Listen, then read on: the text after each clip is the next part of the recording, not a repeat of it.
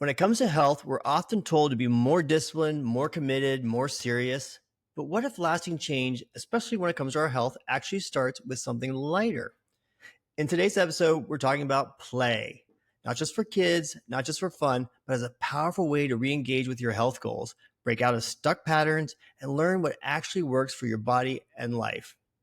Research shows that when learning is playful, we don't just stick with it longer, we learn faster.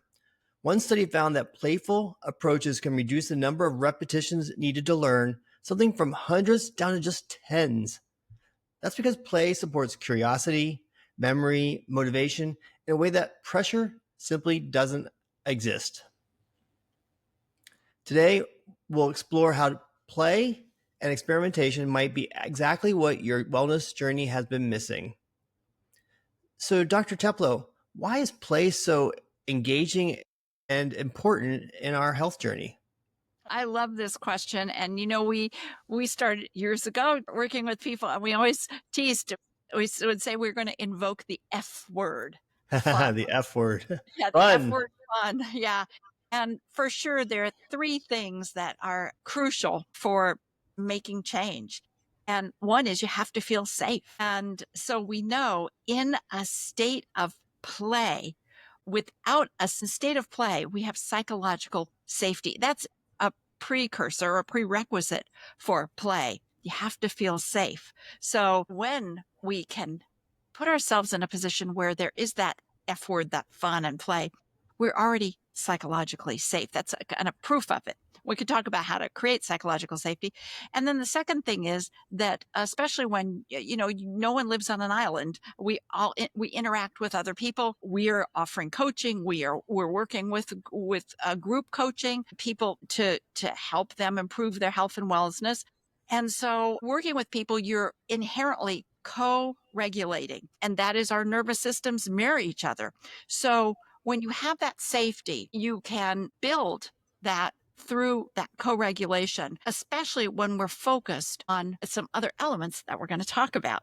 And then another element of play is curiosity. I mean, that's the bedrock of play, of being curious. And I think that it's more than anything, a fundamental aspect of curiosity is that we don't know. And by not knowing, if we take that not knowing stance, or some people know it as beginner's mind, then we're much more open to seeing things from new perspectives. And that also is a core of play. And curiosity is really at the root of learning. The more you are curious, the more you want to learn.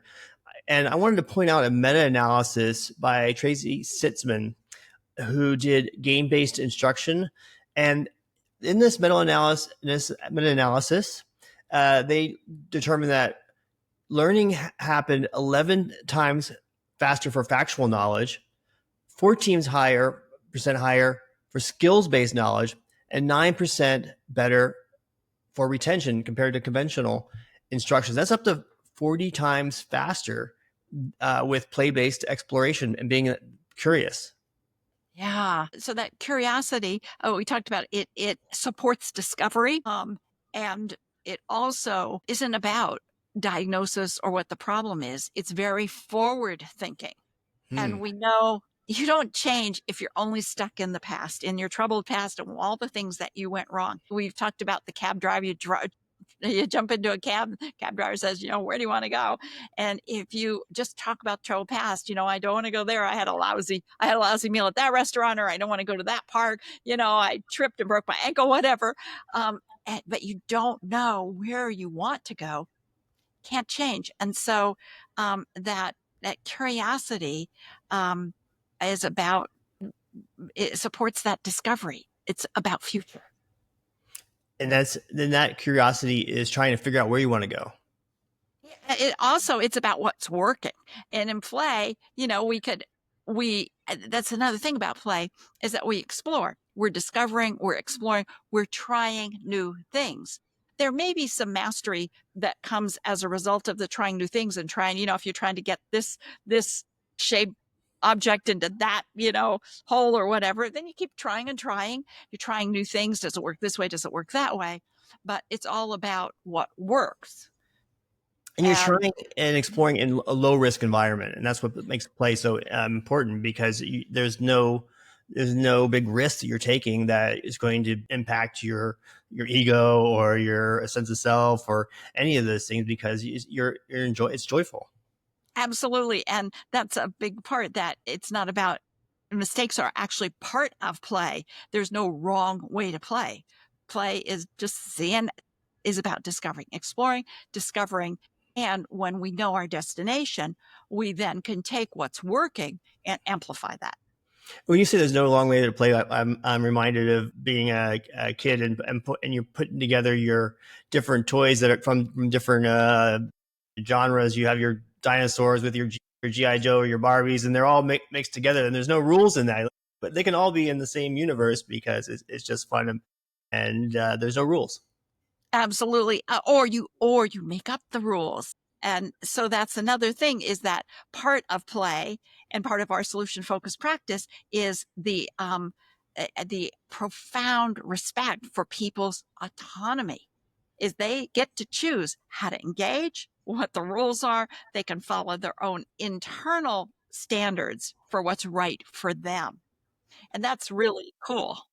Yeah, that's interesting because you do make up the rules, and I also think about play when kids do play is that they change the rules halfway through the game, and that's what we do. We can do in life. We do that and say, okay, well, this let's move the goalpost or let's change what we're doing here, and our rules do change, our values change over a lifetime, and so just like with play, you can change those mid game.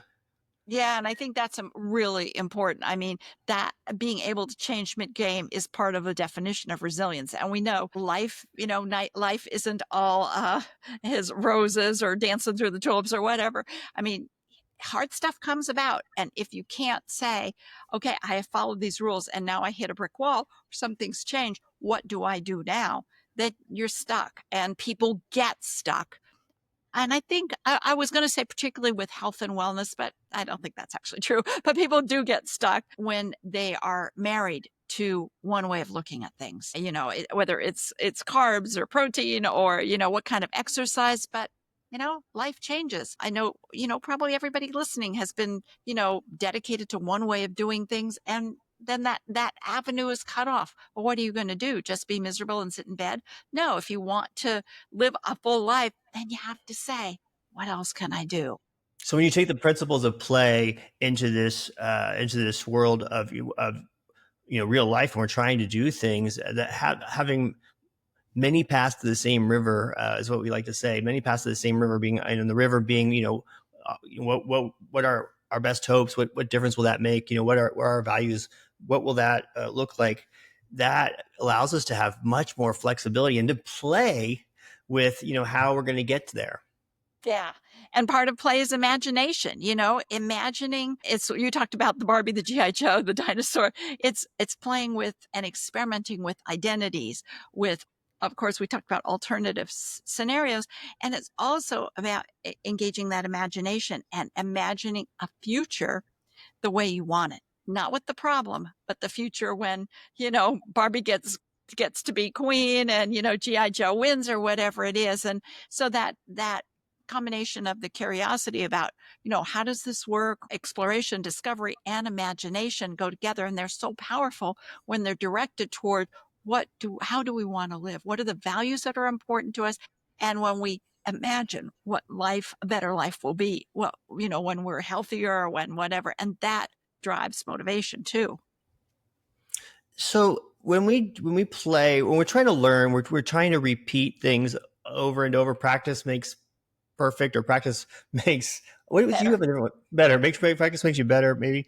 We're repeating things over and over and over to try to get them more accurate or more right for yourself. And so you're just trying to repeat those things, and that's where with play we can reduce the number of repetitions that we're taking. And so I wanted to connect, repetitions and play, and talk a little bit about how those interplay with each other. That's a great question. So one thing is, when things work, it's motivating. We get a little dopamine rush. And so that I think when we're playing, You mentioned low stakes, no judgment. We're looking for what works, and that is a reward. And so we repeat that pattern versus looking for what's wrong and how to fix it. There's not a lot of reward in looking what's wrong and trying to analyze. I mean, sometimes it could be intellectually stimulating, but we're talking about a lived experience. And then we want, we all are driven by wanting pleasure, safety, belonging. Yeah. So when we're in that context of discovery and finding what works and repeating it and maybe doing it in different ways and see how it works with the Barbie, now it works with the GI Joe, and it works this way for this, and then we keep that repeated dopamine rush, which keeps us on track and motivated, especially when it's related to our values and see ourselves growing as people with greater capacity to express those values that are important to us.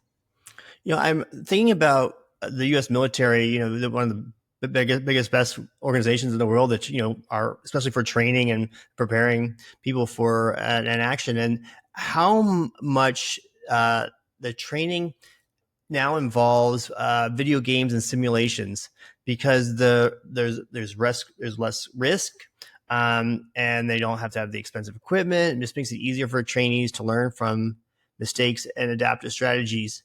I saw data where the survey showed that 85% of soldiers already play military themed video games before they come into the military. Over 50% of them spend more than 10 hours per week gaming, and upwards of 80% say they engage in game-based training voluntarily, even off duty. The volunteering off duty thing really stuck out to me. 80% said they do that because the training is inherently fun and Yeah. playful. And you know what? Interestingly, when kids are interviewing for surgical residencies and for dental school, one question is, do you do video gaming? Or do you, for dental school, you building models? Because that play it requires great concentration, dexterity, discrimination, visual discrimination, all of those things. So it's not just the military, but it's medical Sure. professionals who are saving our lives. Yeah, And yeah, you can repeat it also without any risk and of failure. It's low risk. You're just playing, and let's just do it again. Let's respawn, or whatever what happens yeah. with And your when your guy you dies. get leveling up, so you get that reward, that dopamine rush, and then it's done for a purpose. You're saving lives. You're Hmm. improving people's health. That you're doing something for our country. Those are big deals, and that's why it's so important to know what difference will any change in your life make, because that's ultimate motivator. I mean, you can That's do interesting. you So, as know, talking about the military, talk about being dentist or doctor, and having some of that video simulation play in there. But you really touched on something that I want to really highlight is that in those cases there was a purpose to that. You're playing for a higher level. So how do we translate that into our everyday life and just trying to have good health that will keep us able to do what we want to do? I think that's exactly right, is focusing on what do we want to do and why is it so important. So you can get a momentary rush, a reward, reward like, oh, I ate X this, or I did that, or I ran, or whatever it is. And you can then put it on your chart. You can feel good. That's momentary. But that isn't enough to sustain. It has to be connected to what do you care about and what difference will being healthy make. Will you be able to go out with your friends who are outdoors people and hike? Will you be able to focus, have a long enough attention span to focus on a complicated game of, chess or whatever? I'm not a games player, that kind of games Right. player. Like I know what a pawn is, but, takes focus and concentration. So you want to be healthy. You want to be able to sleep well at night so that you can do that. So you can connect in meaningful ways with people that you care about. It's not winning the chess game or the checkers game or, doing the hike. I mean, that's fun in itself. Again, that's momentary. But what will sustain that? Because ultimately, as my husband says, none of us get out of here alive. No matter how healthy you are, ultimately you will die. But how do you want to live? What's your health span that, that what's the health span that you want versus just the lifespan, and how do you want to live in a way that gives you that sense of, of meaning in your life, meaning and connection. And that's a form of play in itself when you play it with life, because the feedback loop is the purpose and the ult, what makes a difference for you, why you're doing this. That is the feedback loop that you would get if you were in play. Is that, oh yeah, no, this is what I'm doing it for. I'm doing it for this, and you get to keep reinforcing that, which gives you that dopamine positive effect. That is key to play. You're taking play and not just playing it in a moment where you're learning, but play in the sense of life is play. That I hadn't thought about that, but that was so great. If you were, you were playing your life, and how are you going to play it so that you get, so that you win, and that win is living. It can, having the best cars or biggest house.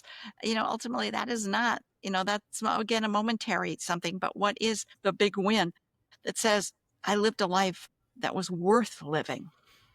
And I think, there's so many stories out there of people who had everything they could dream of, and yet they realized it doesn't have meaning, or I'm not living my purpose. You see so many people who are successful, and then when they have more time, they're volunteering, because that is ultimately what gives them a sense of purpose. They put Yeah, that together all. sense of purpose is the sense of purpose is the game, and there is no winning the game. The game is to keep playing the game, to keep playing. I love that. The game. Yeah. Say that again. I just I love that said about the game. purpose. Well, when we have that purpose within our, we're playing with life and playing with that purpose, and what difference is going to make for us. It's playing the game, and the goal of life is not to achieve, is to continue to play the game. On the game, yeah. And that game is related to your purpose, is living your purpose. Yeah, that's beautiful. I love that. I love Never know that. where this is going to take us when we talk, when we chat What? about. We never know where we're going to go when we do these Yeah. episodes. Yeah. Wow. That is gonna nurture my day. I'll just tell you. I wanted to say one other thing about play, that a couple of things, but one in particular is that play is in the moment. It's very present moment, and so many grown-ups get stuck. I think it starts as teenagers, maybe, or young adolescents. Is that we're, they're in their troubled past. Why did I say that? Or, oh my gosh, why did I do that? Or, they're beating themselves up. It's the 2 a.m. You've given your presentation, you've done something, and went fun enough. You go to sleep 2 a.m. You're waking up beating yourself. You can't go back to sleep because oh, I said that one thing. Why did I say that? That's that troubled past, and so many of us are mired in that. We get stuck in that way. The other way we get stuck is worrying about the future, the dreaded future. What if? And it hasn't even happened yet. And so with play, we're absolutely in the moment. And if we think, oh, what will happen? Well, we just do it. What will happen? Okay, I will take the dinosaur and GI Joe and Barbie and see what happens. So um that is helps us, because we can't change the past and the future hasn't happened. The only thing we have is in the present times, that aspect of play, exploration, discovery, and then commitment to a path is what it's all about. The other thing I would like to add from play is like I told you, is making the life the game of play, is to look at uh, your health objectives, or how the different paths you're going to get to your health, with how can I incorporate play into those moments. Obviously, for health or fitness and exercise, look for areas where you can play actual games, physical games, to do so. Join a social group where you're either you're walking together, or you're pickleball, so popular, pickleball, or anything where you're with other people in that dynamic, and able to play that. Make your you're eating a game, your mindset, a game. How do you keep practicing? That was fun. That funny. That make sure I'm remembering to catch myself in that self talk there. Oh, that was funny. It's noticing in a funny way, being allows you to be kind to yourself, playing with that. And so play as, again, like I said, play as life, because you learn faster. You're going to build your behaviors or your habits faster when you put it into play. Absolutely. And also, another thing about play is that we already mentioned you can change the rules, patterns can be disrupted, and you can invent new solutions on the spot. And I think that with play, we're always doing something different. You don't do the exact same thing the exact same way over and over, or it's not play. I mean, it may be fruitful practice, but it doesn't have that sense of discovery or curiosity or imagination. It's something different, not to be denigrated at all. It's like super important, but play has that sense of something's different. I'm going to change it up. And I know on Saturdays I do something special. I have my routine during the week, but Saturdays is my play day. I have a lot of play toys in my office. Some of them are balls, and I have a large exercise ball. And I decided one day, sometimes I bounce it, so I do still exist. But the other day, I remembered that about 20 years ago, one of my kids was trying to balance on his knees on the balance ball. I mean, on this big exercise ball. So that was my goal for that day, is to see if I could balance, kneeling on the exercise ball like that trained seal. It was super fun, and it taught me a lot about core strength and this and that. And I was so proud of myself. My husband got home and said, "Honey, guess what I can do today?" So it's that sense of change it up, um, The change. and challenge. You know, we get bored if we aren't challenged. And Glenn, you could talk all about that flow stuff and challenge, but play does have that sense of challenge and just past your capacity to do it well from the start. And I Right. think Yeah. that's right. And getting in flow, as you're saying, is just not going too far out of your comfort zone, making it so difficult, but just a little bit out of your comfort to give that challenge. Or because if it's not within that challenge area, if you go below that, gets into the boredom stage, and then you fall out of flow. There's that sweet spot that you're trying to get to. Yeah, when I think about my grandchildren, certain grandchildren of mine who are like 2, 3, and 4, I see they're not fascinated by stuff they can do well. It's always pushing the envelope of what can't they do and how can they do it. And if we looked at our lives that way, that would be pretty interesting. Well, I think that's a fantastic place for us to wrap up. If you found this helpful, hit like and subscribe. It helps with the algorithm. We talk about solution focused strategies every week. And we also have a solution focused membership that you could join, our group coaching membership. Visit staminalab.io to learn more about that. And we also have a perceived stress assessment that we put into all of the show notes here for our podcast. We like to share with you, so you can find that link below.